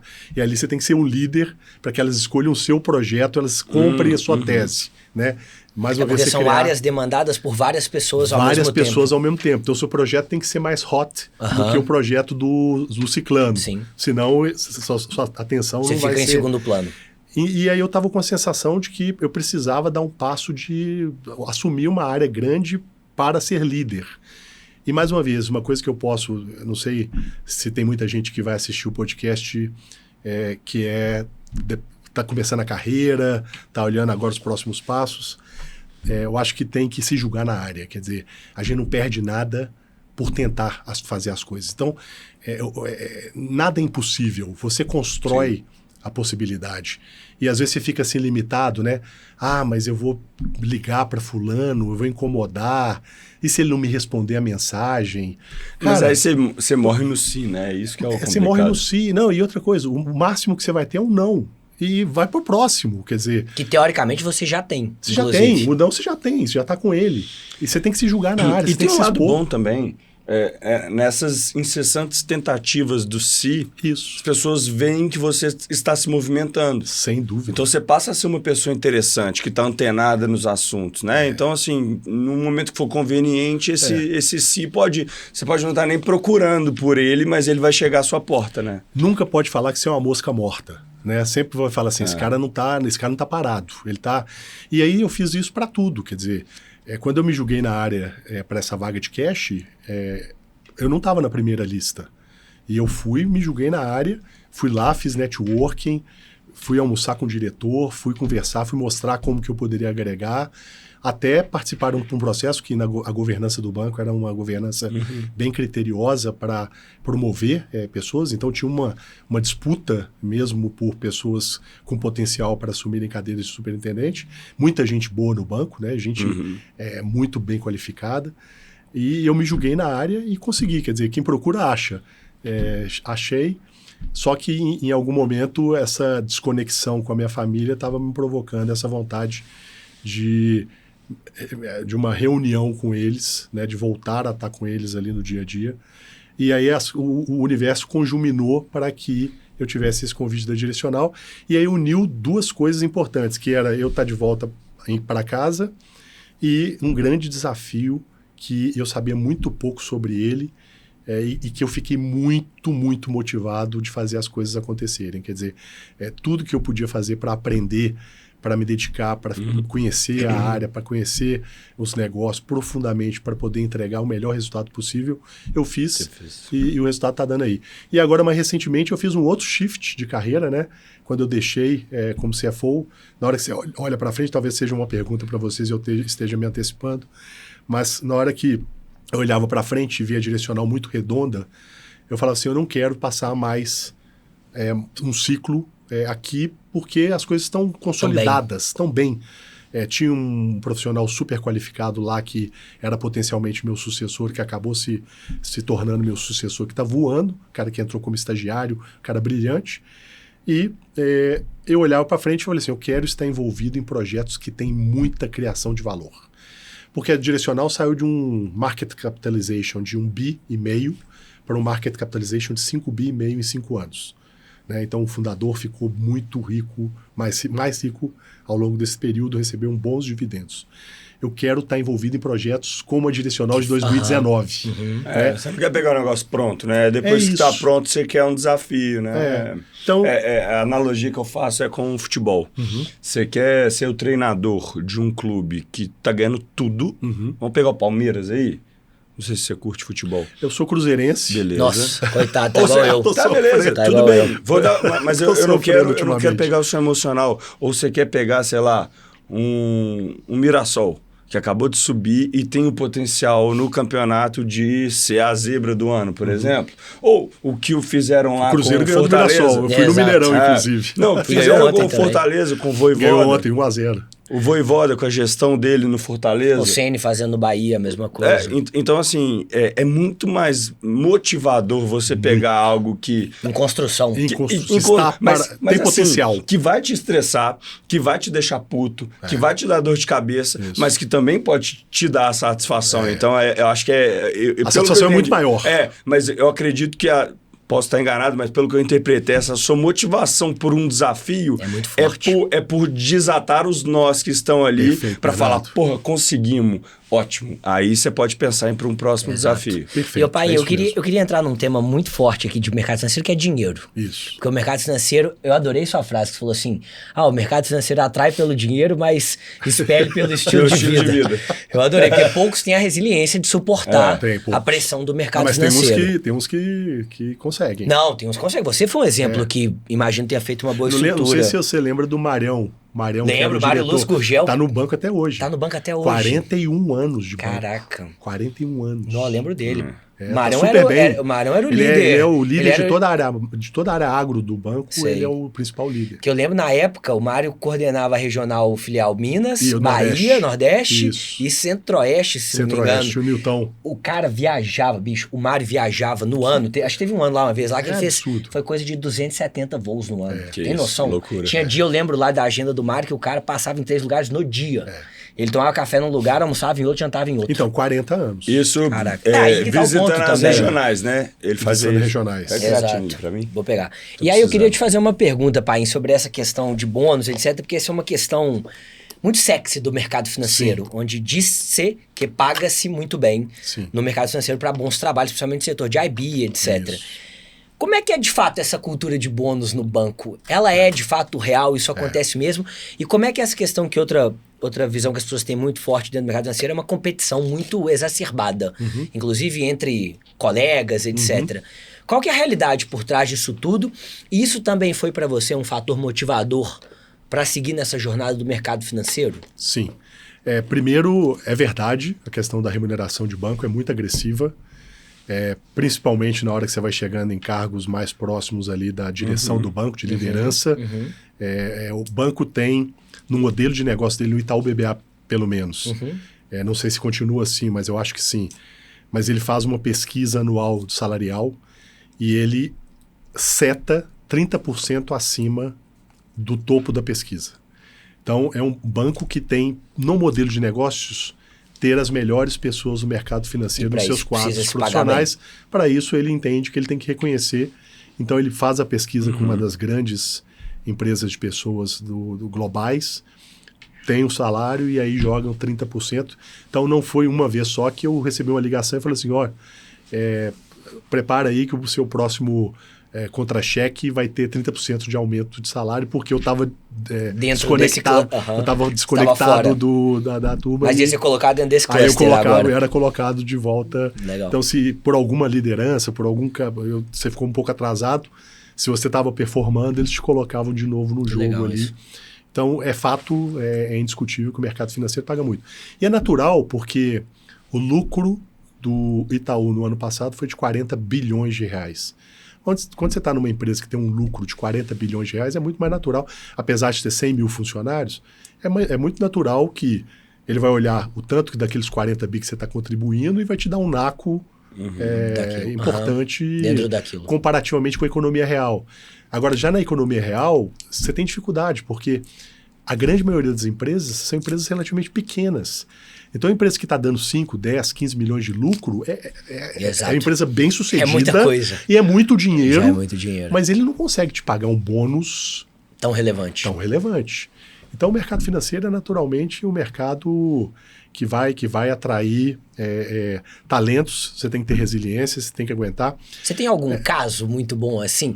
Eu lembro, não sei se posso falar, mas, por exemplo, eu lembro que teve uma operação da Uzi Minas que você fez, que foi uma operação grande. Essa me marcou muito. Eu lembro de você fechando a operação. Sim. Não sei se era uma debênture. Não, foram 2 operações. Na Uzi Minas? Foi uma Revolving Credit Facility junto com uma nota de crédito de exportação. Exato, MNCE. que era bem grande. Então foram duas, foram 800 milhões. 800 milhões. Eu tinha 1 800 bilhão na milhões. cabeça, mas eu lembro que era algo perto. Eu lembro do dia, 800. você na mesa sentado, a operação aprovada, enfim, passou no comitê, etc. Não, e essa tem um caso muito interessante, que eu fui sair de férias um pouco antes de fechar essa operação, e aí eu liguei pro Mário e falei assim, ô Mário, vou sair de férias, só que a Uzi Minas ainda não está fechada. Ele falou assim, ok, só vou te falar o seguinte, precisa fechar a sua operação.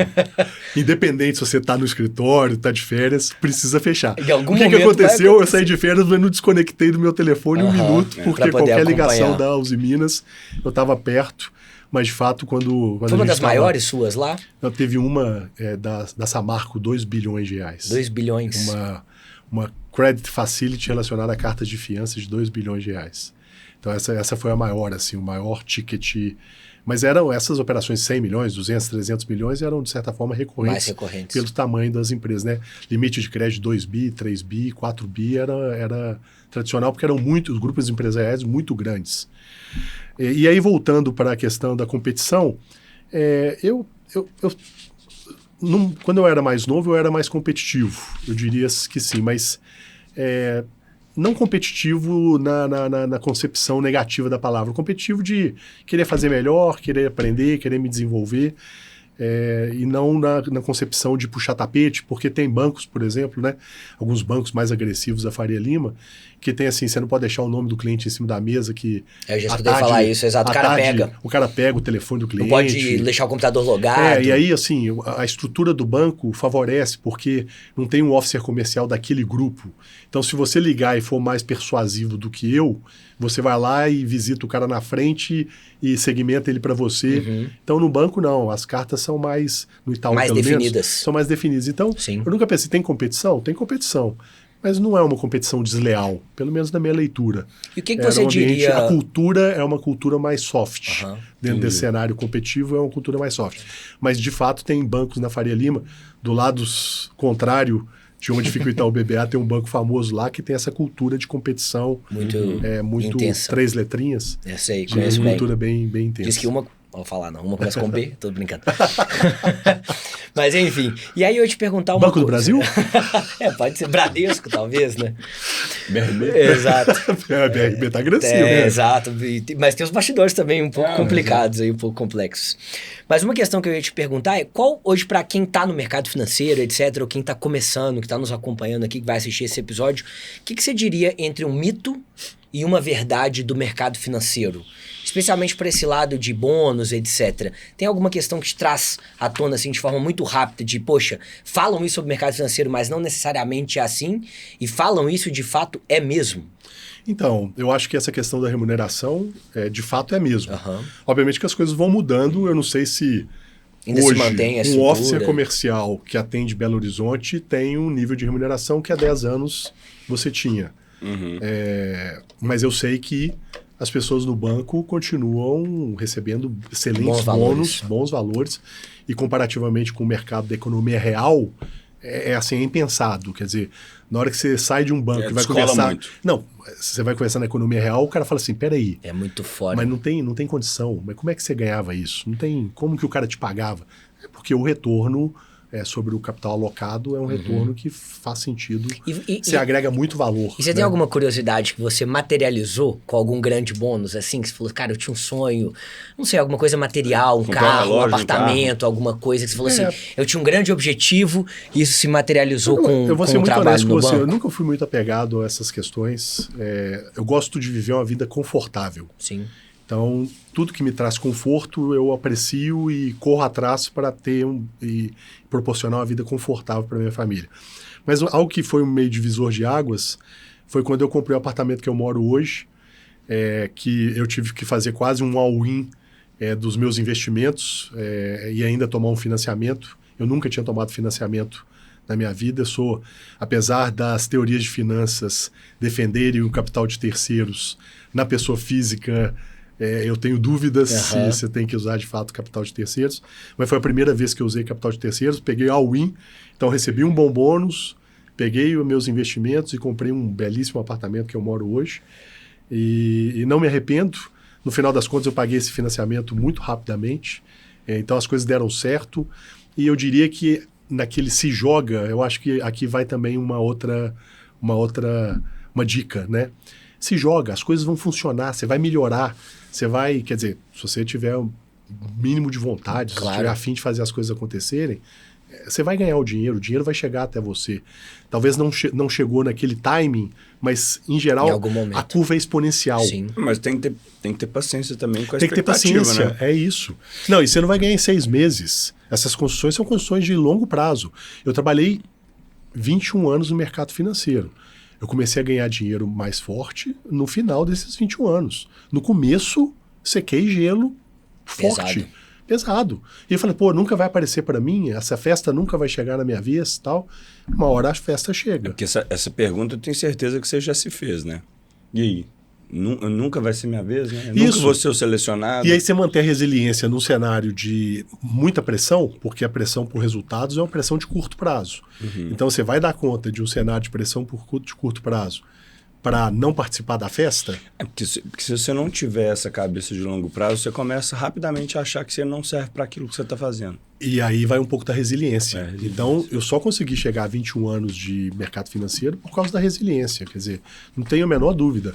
E talvez 5 anos de direcional também por causa da resiliência, porque ele também tinha um super desafio geral para assumir. E pode perguntar um bastidor muito forte, assim? Já teve algum momento que você teve que fazer alguma escolha entre resultado financeiro e uma decisão que impactava o seu valor pessoal? Não que me venha à mente, assim, rapidamente. O fato é o seguinte, você pode ter modelos de incentivos que podem ser perversos.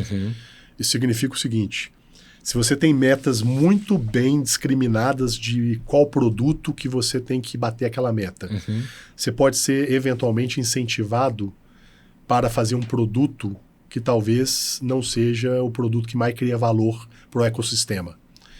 Então, o banco está cheio disso, total. Assim, né? Então, eu acho que cada vez mais o banco tem tomado consciência que isso é uma visão de curto prazo, que num relacionamento de longo prazo você tem que tomar cuidado com essa possibilidade.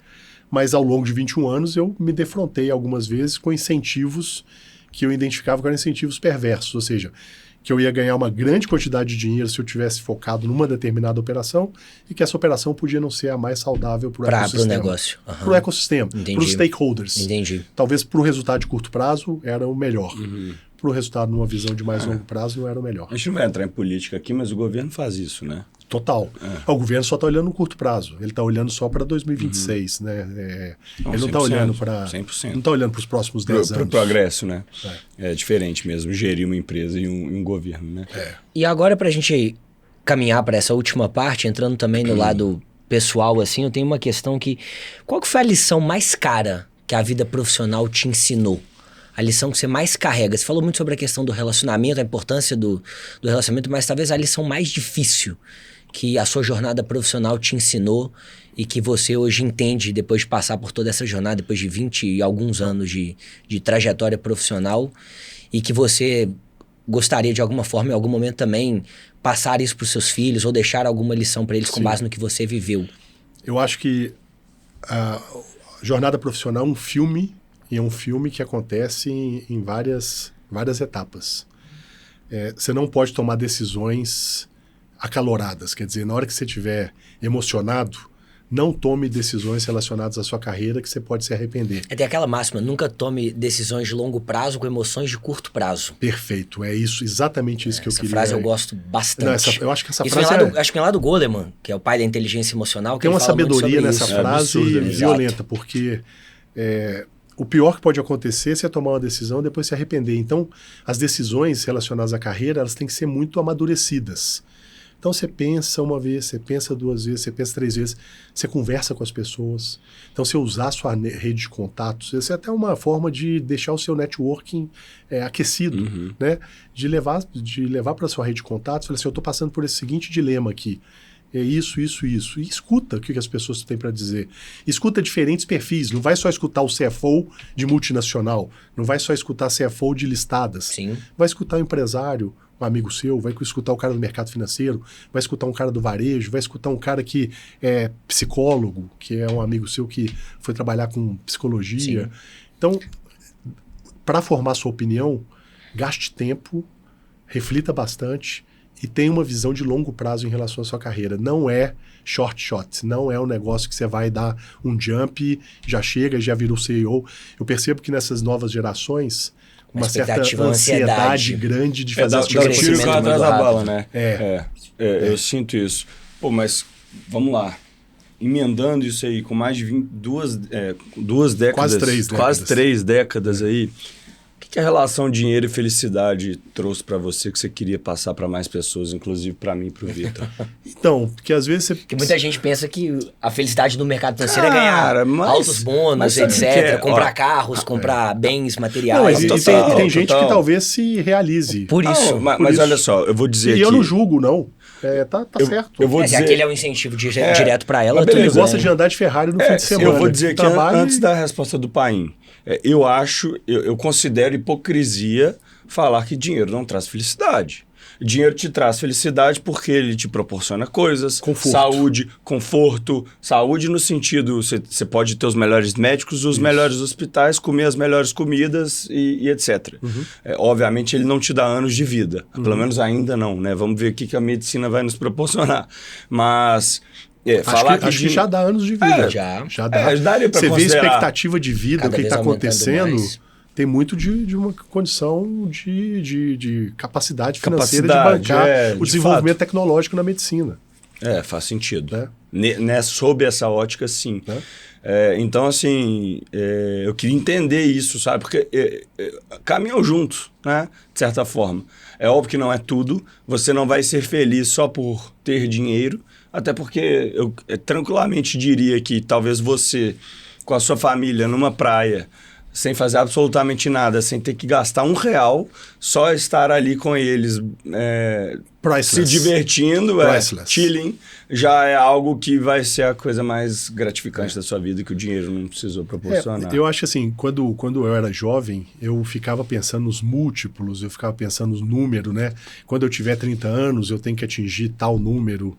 Eu quero estar ganhando tanto por ano, meu total compensation tem que estar em tanto. E você colocou números na cabeça de Coloquei metas? Números, mas depois eu percebi que isso é uma grande bullshitagem, quer dizer... Cai por terra isso, não faz o menor sentido, porque o número não importa. O que importa é o seguinte, primeiro, tudo depende do seu padrão de vida. Nós temos um planejador financeiro craque ali, conosco, que vai poder falar isso bem. É óbvio que se você tiver um padrão altíssimo de vida, você vai virar escravo do que você vai estar fazendo, seja no mercado financeiro, seja da economia real, seja de qualquer função ou atividade profissional que você tiver. Né? Por quê? Porque você tem um padrão de vida e você não pode se dar o luxo de sair daquele padrão de vida. E paladar não retrocede. Exato. Não retrocede. Você não quer sair, né? Não retrocede. Mas o paladar não quebra ninguém. Dificilmente. Sim. Obviamente, você pode ir para um vinho mais caro, mais... né, uma escala de Robert Park 98, mas... Dá até para mudar isso. Bom gosto não retrocede, porque aí quebra. Aí quebra. Então eu diria o seguinte, a partir do momento que você escolhe ter uma vida espartana, você tem uma vida sem luxos, ter conforto, mas não ter luxos, você não precisa de uma montanha de dinheiro para você viver uma vida confortável. Sim. Né? Então, se você setar pelo lado do custo, a sua vida, você deixa de ser escravo. Se você setar pelo lado de, cara, eu vou competir com o meu vizinho, se ele comprar uma Porsche nova, eu tenho que ter um modelo novo, um nível acima, que é a humanidade, que é um pouco da cultura de São Paulo, por exemplo. Você entrava na garagem do Itaú BBA em São Paulo, você caía para trás com a qualidade dos carros. Boa parte daqueles carros eram financiados e a pessoa não tinha condição de fato. Nenhuma condição de ter um carro daquele. Eu nunca caí nessa ilusão, né? E eu acho que as pessoas que estão nos assistindo têm que tomar cuidado com isso, porque isso é uma ilusão. E isso vai preencher um buraco muito provisoriamente. Quer dizer, na hora que você comprar o carro, trocar, durante os 2, 3 meses vai ser espetacular, você vai se sentir o máximo, lindo, seu cabelo vai ficar melhor, sua pele vai ficar melhor, seu olho brilha mais. Mas na extremamente hora, superficial, depois de 3 meses... Ele é mais um negócio... carro com IPVA para pagar, seguro para pagar, gasolina, manutenção, etc. E um carro que custa uma baba de dinheiro. Exato. Então, é tudo isso multiplicado pelo tamanho do ativo. Hoje, com a estrutura, enfim, financeira que você constituiu, etc., no que você mais gosta de alocar seus recursos hoje? Eu gosto de alocar... Consultoria grátis.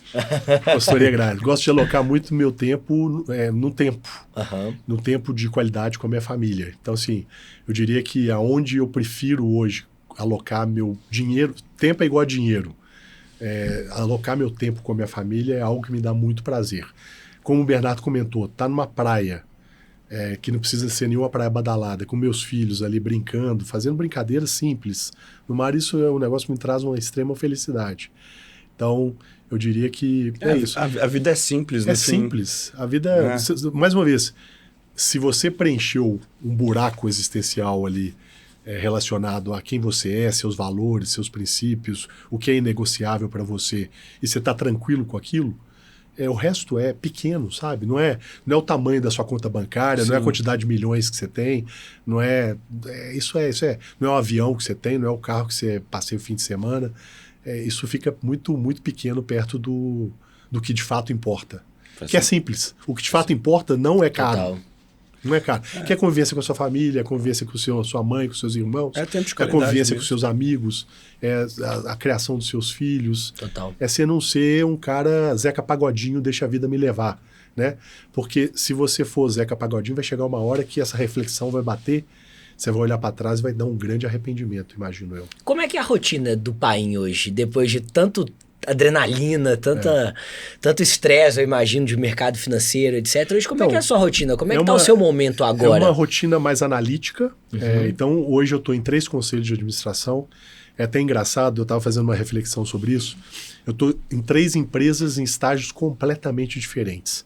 Eu estou numa empresa que tem 4 anos de idade, então está curva de crescimento acelerada, começando a acessar mercado de capitais, está avançando. Estou numa empresa de 14 anos de idade, uma empresa que já está com governança mais consolidada, já está começando a olhar para alguns pontos que o crescimento per si é muito sedutor, você não tem tempo para olhar, só tem tempo para olhar para o seu crescimento. Agora eles crescem, mas querem resultado, querem olhar ali o P&L, estão com um olhar mais forte lá no bottom line do que o top line, que a empresa de 4 anos está muito focada no top line. E estou numa empresa de 108 anos de história. Que isso, caraca. Uma centenária, 3ª geração, e que aí está fazendo reflexões mais holísticas relacionadas à estrutura de capital, que eu quero ser daqui a 5 anos, uma reflexão mais profunda, como que é conduzir a estrutura de capital, uma empresa familiar muito conservadora no interior de São Paulo, e que já tem 108 anos. Imagina quantas empresas no Brasil têm 108 anos. Essa empresa, pra você ter uma ideia, é o 2º registro de empresa no Ministério da Agricultura. Da história do Ministério da Agricultura, é o 2º registro de empresa. O que nós temos de empresa cenária aqui? Acho que Araújo, Centenária, Cedro Cachoeira, Grupo Cedro. Que me vem à cabeça são essas 2. Não sei se o Banco Mercantil... Não, acho que não. Não, acho que não. Acho que não. MRV, eu acho que são 50, Direcional são 50... E o que você tem visto do lado tecnologia nesses negócios agora como conselheiro? Agora, o que você tem visto da importância de tecnologia, inteligência artificial, etc., dentro desses negócios para escala, geração de valor, etc.? Não tem outro caminho. O caminho vai passar por tecnologia. As empresas que chegarem primeiro vão beber água limpa. Você pega a Direcional. Eu era o diretor também de tecnologia na Direcional. Ela passou por uma transformação digital em 5 anos. A Direcional saiu de um G&A, que é despesas gerais e administrativas, de 10% sobre as vendas em 2019 para 5% sobre as vendas em 2024. Com eficiência por tecnologia? Por tecnologia. Em 2019, a empresa não sabia o que era um RPA, que é o Robotic Process Automation. Em 2024, tinha 200 robôs trabalhando para a empresa. A empresa tinha 300 headcounts em 2019, tinha 300 headcounts depois de multiplicar a operação por quase 4 vezes. Então, Não foi proporcional ao crescimento. O crescimento foi bancado com tecnologia. Legal. E aí o que aconteceu? A área de tecnologia deixou de ser uma área que atendia o telefone para trocar o mouse e passou a ser uma área que começou a trabalhar para tomar as decisões estratégicas. Legal, hein? De como que o plano estratégico seria convertido em novas tecnologias para fazer a empresa continuar crescendo sem ter que contratar gente. Até porque por isso em muitos setores é setor de tecnologia e inovação, né? Porque é responsável por novos projetos mesmo, que tem a ver com o desenvolvimento disso, né? E que no fim do dia entra diretamente com a atuação sua de ser um CFO, porque você pode entender que talvez fazer um investimento num software YZ pode dar no longo prazo uma redução de gastos infinita. Perfeito. E pronto. É exatamente isso. Interessante. E aí, e assim, todo investimento tecnológico precisa, de certa forma, como você vai discutir premissas do investimento para decidir a viabilidade daquele investimento, essas premissas são sempre discutíveis. Certo. Então, eu diria que quando você vai fazer um investimento em tecnologia, você tem que ter um ato de fé. Porque você vai ter que discutir as premissas para discutir a viabilidade. Mas as premissas, em geral, elas sempre têm pontos frágeis. A premissa nunca é uma premissa que você fala assim, então você vai ter que tomar uma decisão de um investimento que às vezes tem premissas, mas que essas premissas têm pontos que podem ser discutidos. Sim, né? Perfeito. Então você tem que tomar uma decisão. Vou fazer a tecnologia, vou fazer ela acontecer, e aí isso faz uma diferença. Eu tenho percebido o seguinte... Tá no hype, a inteligência artificial está no hype, mas as pessoas estão falando mais do que fazendo. Então eu percebo poucas iniciativas de fato na direcional estava acontecendo. Então, desenvolvedor que gastava 2 semanas para desenvolver um código, gastava 15 minutos no ChatGPT. Então, a tecnologia estava sendo usada de fato para a produtividade da mão de obra instalada. Mas agora, a própria mão de obra que está chegando com essas demandas de otimização do seu próprio trabalho, ou é algo que está vindo de cima das empresas para falar, galera, vamos usar porque está funcionando? Bernardo, primeiro começa como uma demanda talvez de um lobo solitário. Beleza. Mas depois esse negócio vai se convertendo em cultura. Então, por exemplo, a cultura do RPA na direcional já está implantada. Não tem no que discutir. Qualquer problema, qualquer problemática processual, ela tenta ser resolvida primeiro com RPA. Contratar uma pessoa é a última instância. Né? Tá. E aí, nessa minha jornada de conselho de administração, levar a tecnologia como uma competência que ela seja transversal ao negócio, eu acho que é algo muito relevante. É uma marca que eu tento levar. Tenho estudado bastante sobre inteligência artificial ultimamente, usado intensivamente para ver os potenciais e as limitações que o modelo tem. Tem muitas limitações relacionadas à segurança da informação. Então tem muita coisa que você tem que tomar cuidado para não expor dados sensíveis no mar aberto da internet. Total. Porque se você pegar um PDF com planejamento estratégico da empresa do Vitor, fizer um upload para o ChatGPT criticar, o planejamento estratégico do Vitor está no mar aberto para qualquer um acessar, porque o modelo aprendeu, o aprendizado de máquina, ele aprendeu com aquele upload do PDF que o Vitor acabou de fazer do plano estratégico. Então não faça isso. Cuidado para usar o ChatGPT, pelo menos nas versões mais básicas. Estude antes para você não estar pedindo para ele fazer uma modelagem de um dado que é extremamente sensível e você, como companhia de nem que você tem que hipotetizar para o chat, né? Eu uso muito o chat para desenvolver, construir narrativas, né? Por ser publicitário, ter uma agência hoje, e o chat erra também muito, né? Principalmente se o nível de alucinação for o nível mais alto. Então, que é o meu caso, né? Você usa o maior nível de alucinação. Eu uso o maior de todos. Isso. E aí eu pedi para o chat para organizar as minhas ideias. No fim do dia era isso. E ele me deu uma informação como se ela tivesse acontecido de fato. Me deu tanta verdade como eu pedi para construir uma narrativa muito completa, que eu falei, beleza, só que eu não estou encontrando esse case no mercado. Me manda os links aqui, então. Aí eu comecei a perceber que tinha alguma coisa errada. Eu falei, chat, você inventou? Fala real para mim. Ela falou, não, eu preciso admitir. Você está certo, eu inventei essa história porque você me pediu uma informação que eu não tinha. Eu não sabia. Eu falei, caramba, velho. Ou seja, você tem que ter a delicadeza de saber como é que você vai... E o Vitor usa muito bem, né? O saber usar, saber fazer as perguntas certas... te dá, ou seja, hoje eu já sou muito mais completo. Chat, eu não quero que você invente nada, eu quero que você se considere, vamos supor, tá? Eu quero que você se considere o Henrique Paim, um dos maiores CFOs da história, beleza, e eu quero que você faça essa conta como se você tivesse a cabeça dele, entendeu? Não que eu vá fazer isso, mas eu sempre uso assim, eu quero que você seja o maior roteirista para esse vídeo eu quero que você se comporte como Spielberg. Aí eu vou traqueando ele, assim, é assim que você faz?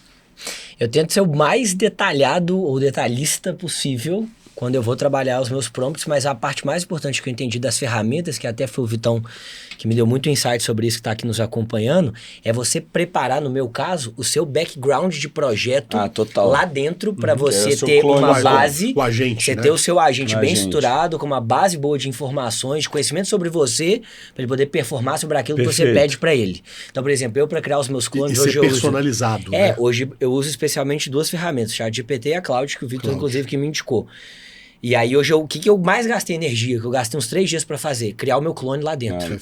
Então peguei e reuni todos os meus materiais, a forma como eu comunico, transcrição de vídeo de palestra, quem eu sou, meu currículo, minha jornada, minhas histórias, etc. Aí eu montei, então hoje eu consigo ensinou a máquina. Ensinei a máquina, quem você preparei a máquina para ela se comportar como eu. Isso. E aí agora eu dou os comandos, mas ela tem esse background todo lá dentro. Então é muito diferente se eu não tivesse esse background e tendo o background.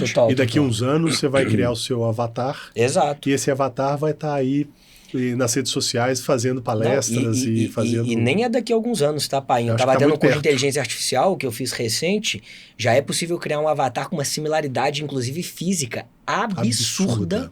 Tom de voz, similaridade física, expressão facial, corporal, etc. Assim, você consegue, olhando, entender que é um avatar. Mas eu digo que daqui a 6 meses vai estar no modelo tão preciso que vai ser muito difícil. Ô Bernardo, quando o Vitor te ligar, cuidado. Pode ser o avatar dele falando com você. Não, você sabe que... Olha, vou dar uma dica. Sabe o que a gente combinou? Porque hoje existe clone vocal muito forte. Eu tenho um combinado entre família que se acontecer isso, a gente tem uma palavra que é um segredo entre nós, entre eu e os meus pais, que é como se fosse um código de segurança. Porque a gente vai conseguir identificar se aquela questão é real só com aquele código.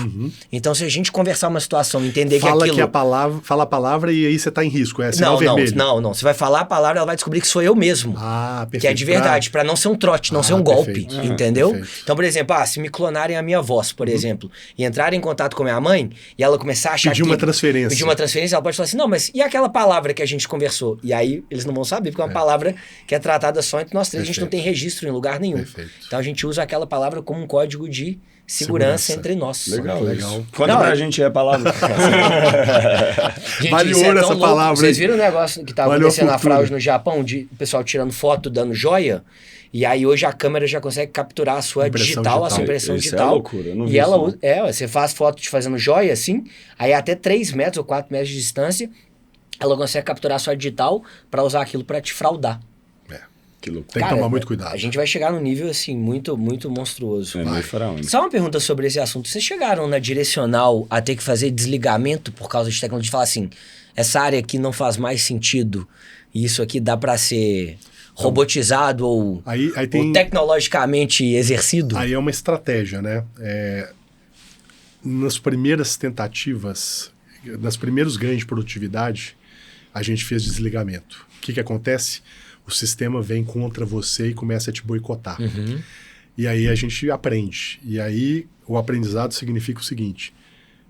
trazer as pessoas primeiro? Não é desligamento. Nós não reporemos o turnover. Então, se tiver um ganho exponencial de produtividade, a gente não vai esvaziar a área. Se as pessoas forem saindo, a gente não repõe e cancela as vagas. Ou outras vagas, a gente faz um job rotation para uma realocação de alguma forma e vai cancelando as vagas na medida do ganho de produtividade. E outro ponto ainda mais transformacional. Se você ajudar a gente na produtividade, nós vamos te reconhecer. Então, no nosso processo de avaliação, nós vamos ver se você...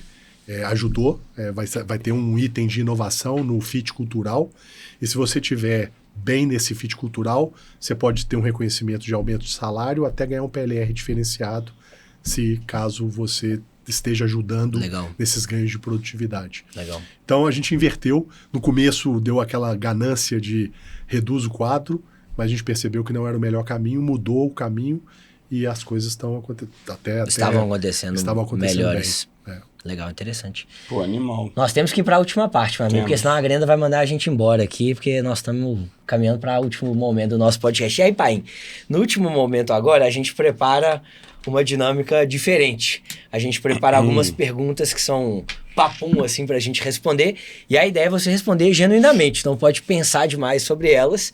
Então a gente tem algumas. Você quer fazer alguma antes ali que você tinha pensado sobre hoje? Que eu tenho umas outras aqui também que eu quero trazer até de referência, que acho que tem uma certa similaridade. Foi muito legal, onde a gente fez com o MOL. Eu trouxe uns insights legais aqui que a gente tinha preparado com ele, mas se você tiver alguma outra aí... Vai, segue essa linha, eu acho que é mais... Pra gente poder fazer? Pelo gabarito do nosso convidado, eu acho que faz sentido. Então vamos lá, eu vou te fazer umas perguntas, elas são isso ou aquilo, e depois a gente vai ter uma aqui de completar, e aí você fica à vontade para dizer. E aí a gente vai querer conhecer também nesse momento, não só a Paim profissionalmente, mas também Henrique Paim pessoalmente. Sim, mano. Uma questão, correr riscos ou jogar seguro? Jogar seguro vem na sua cabeça. Já começou como é difícil, né? É porque geralmente é in between, né? Exato. Porque aqui você está colocando dois extremos. Exano Então nunca se posiciona no extremo. Total. Nunca mas se posiciona no extremo. Se você tiver que escolher 70-30, aonde está o seu 70, jogar entendeu? Seguro. Exato. Não é para falar assim, é isso ou aquilo, é o antagônico de 100%. Certo. Mas onde você se posicionaria mais. Essa eu acho que eu sei a resposta. Networking ou estudo? Você pode responder para mim. Networking. Não tem dúvida. Deixa eu te perguntar uma curiosidade, só falando disso. Você tem algum ritual de networking que você executa? Porque eu tenho um. E aí eu tenho hoje no meu bloco de notas, do meu telefone, eu comecei a fazer isso desde que eu morei em São Paulo, tem 3 anos. Eu anoto todas as pessoas interessantes e interessadas que eu conheci. Quem elas são, o que elas fazem, onde eu conheci elas e qual que é a referência de contato que eu tenho. E aí, vez ou outra, eu abro essa lista e eu falo assim, vou marcar um café com o Beltrano. Tem tempo que eu não falo. E não é sobre a questão de alguma necessidade. Não é de fato só para manutenção, para cultivar aquele relacionamento. Isso é muito legal. Porque eu gosto muito, porque para mim o networking de fato mais efetivo é aquele que você também... é interessado e interessante. Você trabalha as duas vertentes em paralelo. Perfeito. Você tem algum ritual seu que você faz de relacionamento? O que eu tento fazer, não um ritual pragmático como o seu de criar sou bem pragmático. Criar um processo. Eu tenho até uma planilha. Você criou um processo, né? Eu tenho, 3.500 contatos lá no meu telefone. E aí, algo que eu faço de forma recorrente. Vou para São Paulo. Eu encho minha agenda. Então, eu vou conversar com C-levels, eu vou conversar com o presidente do banco, eu vou conversar com pessoas que participaram da minha vida profissional de alguma forma. Eu vou almoçar, vou tomar um café, vou lá só fazer um shake hands. Eu mantenho essa agenda. E aqui em Belo Horizonte eu faço isso de forma recorrente. Então, eu estou sempre almoçando com alguém, tomando um café. Ótimo. Assim, durante a semana eu devo fazer em torno de 5, 6 contatos pessoais com pessoas do meu networking. E aí vai muito de acordo com o momento. Então, agora, por exemplo, como conselheiro de administração, estou falando mais com donos de empresas, donos de empresas familiares. Então, estou... mais uma vez, para trocar ideia, o que agrega valor, qual que é o próximo passo de governança, experiência. Legal isso. Vamos lá, outra. Rotina ou improviso? Improviso. Praia ou montanha? Montanha. Pô, falei praia aquela hora, então é mais valor, então seria se fosse montanha. Paim, otimista ou realista? Otimista, disparado. Sem dúvida? Mas nenhuma dúvida. Perfeição ou velocidade? Velocidade. No restaurante, para você que faz muito café, almoço, etc. Cardápio físico ou digital? Físico. Cara, nós vamos bater essa pauta aqui até o final do podcast. Isso, mas não tem nem comparação. Outra pergunta. Ser jovem com pouco dinheiro ou velho com muito? Pesada essa. Velho com muito. Poder voar ou ler mentes? Ler mentes. Voltar no seu passado ou poder antecipar o seu futuro?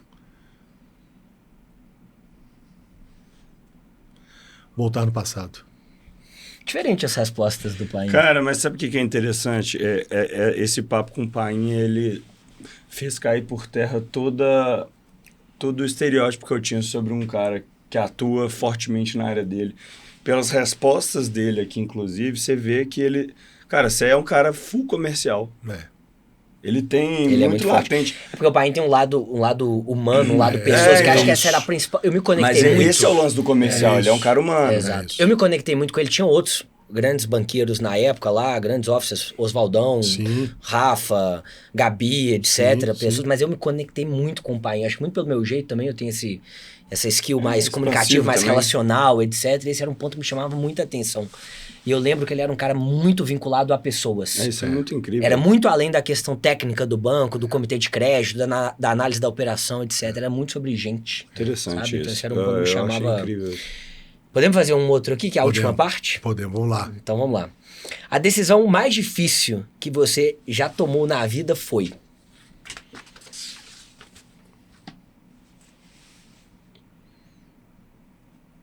Nossa, difícil, hein? Aceitar o convite para ter podcast. Responder a sua pergunta. Tem algumas, responder a sua pergunta. É bem difícil essa. Um talento que você tem, eu acho que a gente já sabe, já falamos sobre ele, mas vale talvez referenciar, um talento que você tem que fez total diferença na sua jornada. Relacionamentos. Manter os relacionamentos, saber